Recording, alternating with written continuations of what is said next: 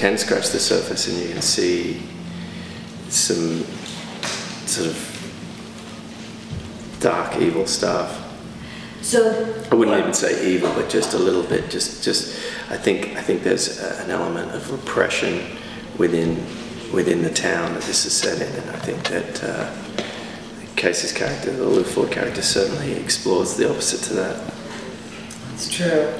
And you have to soft shoot your way around the town, and Casey's constantly giving you these, you know, the early bird catches the worm, and all these aphorisms, always talking almost in rhymes and all that, and you have to pierce that. Did you enjoy the sort of type of character that you had to play in this? Because you had mentioned before that your role models were like Jean-Paul Belmondo, or maybe even I could extend it to Steve McQueen, I would suspect. But in this case, it's like, you know, there's like soft pedaling and everything, but then there's a pretty hard side to your character. And well, I think, and this is the difference between, and I always go back to these differences between the Lou Ford character and the Howard Hendricks character. Is like historically the Lou Ford character, he was the son of a doctor. He lives in a lovely home. He sort of pretty much had everything handed to him, and he chose to become the deputy sheriff. He sort of, like I say, fights below his weight. I think my character has worked for everything he's gotten. It hasn't been an easy time for him to be in a town where he is the outsider and considered the outsider, and instead of fighting against that, he's a guy that sits back, watches and waits and makes his moves in a more of a precise way, and has to be political to be able to survive within that environment. And I think that sets a good contrast for Lou and his aphorisms and his little expressions and sayings and his ease and candor. My character, on the other hand, has to be able to adapt to accepting and using the tool of actually being the outsider as a weapon, and also be a survivor in the sense that he has to be political when he does pull out a sword.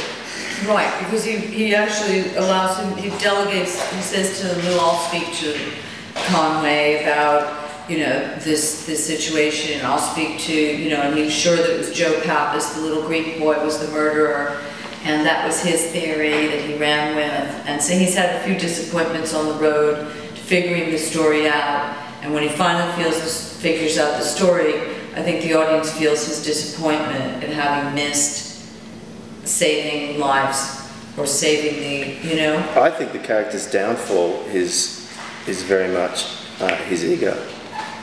I mean, he's caught between a rock and a hard place. He's not really, he does have political aspirations. He wants to become the mayor of the town, potentially. And I think that he makes decisions based on that, and his ego gets the better of him. And I think there's an arm wrestle between he and Lou. And unfortunately, Lou gets the better of him through the whole Johnny Pappas situation because of Howard's ego. Howard wants this thing to be wrapped up and dealt with, and to be able to get the pin on his shirt from Conway and the slap on the back and be sort of written up in the paper. There's an element of Howard that puts that before his own survival, before this case, and I think that's the reason why. Or certainly that's something what I've been trying to play. Whether it comes across or not, who knows? But I think that seemed to be an interesting way to do it. It's a tricky character. I find it a tricky character to play because within the script there's not a lot of stuff. Within the book, which is fantastic and is very detailed, it's still it's written through, told through Lou Ford's eyes.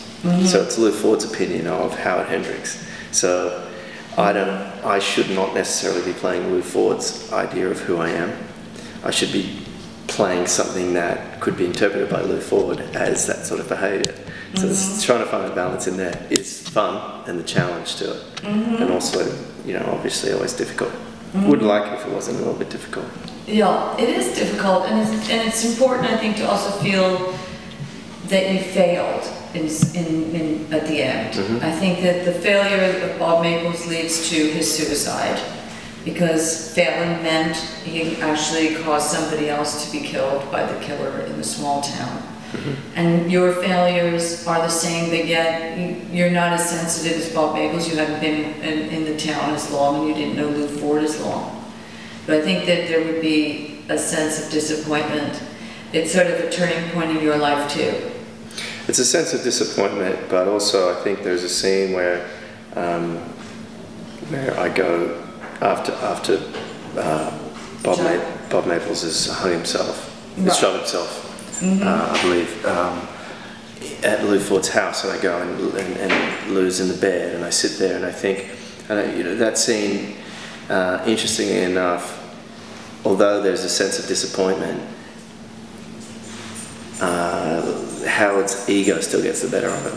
It still becomes, and I think, and maybe it's a mastermind by Lou, is that he's able to drag Howard into these things because Howard has an ego, and it becomes about the arm wrestle between Howard and Lou for Howard. Wow. Do you know what I mean? I do, exactly. I think that that to me felt like a more interesting theme within the small town, within the scale of things. How does this guy get away with this? Yeah. And how are we? How am I so inept? Yeah. How does he continually get away with it, and we don't? Right. And I'm suspicious of it because it becomes about man on man competition and personal threat and ego. It's like I want to beat him. I want to be smarter than him. And I also want him to fess up to his intelligence, because I think he's a lot smarter than he lets on. Right, and that he doesn't manage to. And that's kind of the tap dance between the two of us. And the other tap dance is basically, there's that opportunity you had with the prostitute, in some ways like the Heidi Fleiss incident in Hollywood, where they had the opportunity of exposing the clients. So here you have a small town prostitute who's seeing the rich guy's son, and then they're like, well, if you really want to do a thorough investigation, we could always look up all the clients and investigate all of them. And you, with your ego, as you say, and your own agenda with rich guy John Conway, you did rich people in the town to get caught. And you actually probably damaged the case and probably prevented. Absolutely. I think points, it was sort of like the wrong guy for the wrong case. 100%. I think that it's all about ego. Yeah, which is I can't have those people being exposed. Yeah. No. Yeah, that's kind of fun. It's kind of a great role that way, and it's something that is an interest of yours, I think. You know, and I think you know, off camera, you know, the book is similar that you gave me. Another character who's like, you know, squirming around. Do you know what I mean? Who's thinking of himself first. Yeah, but he's a pure reptile, that one. Exactly. And what I was wondering is that are there any good people? Are there any good people in The Killer Inside Me? Are there any honest, good people? Well, Bob Maples was. Yeah. One would hope that Bob Maples was. Yeah. And maybe, and I would part of the cover-up. I would even think he was, but that got the better of him. I think, you know, it's He couldn't do it. You know? He at least did the right thing. He couldn't play the game. What about Amy? Well, she started to become joyous after a while. They tried to make her. But was She was growing. Amy was growing as a woman, right? And she was she growing as a woman, or was she actually turning back? going the other way? Turning See, back. I think she was The archetypal woman. She was actually losing her strength as a woman and handing over whatever. I mean, there's different ways to interpret it. That's so true. That's absolutely true. Or gaining her To keep strength. the man. As a woman, the only way a woman's allowed to have any strength in that type of society. In that But society. back to the point of the small town, things happen in a small town. The heat, the boredom, the single opportunity of either farming or like cattle raising or oil. In a small town, things are, you know, when these people have an opportunity to have almost such a wild card as Lou Ford in there, and he's into a bit of S&M, he's into experimenting, whatever, then I think that it's most interesting that that basically they're experimenting and they're kind of like growing as a town itself based on this one person who decided to stay behind, because Luford is bigger than the town. He could have had a different career. You say he's more intelligent and everything, but the whole town is being affected by the fact that he didn't leave. That basically S&M is brought into the town. People are basically exploring themselves in a way that they wouldn't have had he left. And in some ways it makes the town more interesting. People. Yeah. Two people. Yeah. The prostitute's exploring things in a little bit of a different way, and Amy's maybe exploring things. I know, I understand what you mean. Growing up in a small town, it's incredibly interesting. It's very safe, because you do have the comfort. It's extended family, but it's hermetically sealed as well. And those that like how safe it is, tighten the seal. They don't want necessarily anyone from outside coming in, because they don't want to be judged. You can use the example of the classic case is Pitcairn, the island. You know, the island where apparently Fletcher Christian fled from the Bounty and set up. They're still descendants of the Bounty. They're still descendants, but it's basically lawless, you know. And they had a lot of trouble. There's a lot of that going around these days. Right, but that's what I mean. That's what happens, not to a much lesser degree in a small town. It becomes hermetically sealed. That those that feel comfortable and safe about it love the history of the town. They love that they own it and their place and their status and position within that town. And when someone from outside comes in, all of that gets jumbled up and threatened. And in a lot of ways, if Howard wasn't in the town, maybe Lou would never have been found out.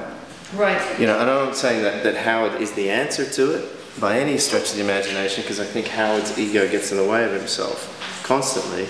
But the character of being an outsider does create a friction and a tension. And there's a good line that hopefully stays in the movie where we're in the car driving after Joyce Lakeland has been murdered, the morning after, and I'm sitting in the back of the car and I'm clearly the outsider in this scene, and Bob and Lou are having little shots at me, and I said, the more time I spend with you people, the less I understand you. And it's just it's very on the nose and obvious. It's like, I know that I'm going to be an outsider, I'll always be an outsider, and I just have to accept it. The only way around it is literally to get around it, get on top, and Conway is the answer for Howard Hendricks. Right, and that compromises his investigation quite easily in a very human way. We really see it done, and it's not in cartoon setting. It's absolutely a normal human reaction. You're playing a very real human being with and everything believable. And that's what's kind of interesting about it. The other thing that I was wondering about is